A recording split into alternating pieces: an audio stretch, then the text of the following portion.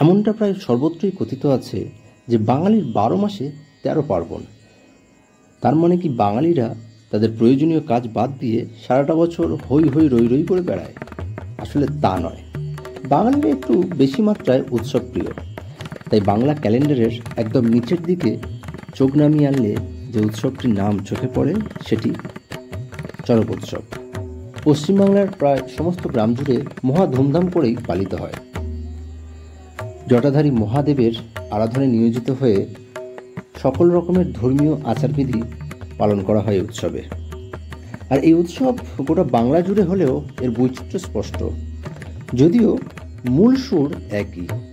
আঞ্চলিক স্তরে আমাদের গ্রামগুলিতে যে শিবলিঙ্গরূপী পাথরগুলোকে আরাধ্য হিসেবে গণ্য করা হয়, সারা বছর তারা কোনো না কোনো গৃহস্থের পুকুর বা অন্য জলাশয়ে নিমজ্জিত ও সম্ভবত ধ্যানমগ্নও হয়ে থাকে।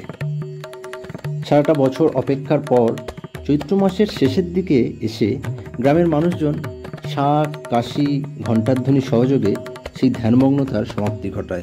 আর তারপর একটানা কয়েকটা দিনের জন্য ওই পাথরগুলোই বিগ্রহরূপে প্রতিস্থাপিত হয়। বিগ্রহরূপে পাথরের মধ্যে এই প্রাণ প্রতিষ্ঠান গ্রাম বাংলার ধর্মীয় সজীবতাকেই উজ্জীবিত করে। শিবলিঙ্গ আরাধনায় যারা একান্তভাবে নিয়োজিত হয় তারা সন্ন্যাসী নামে পরিচিত।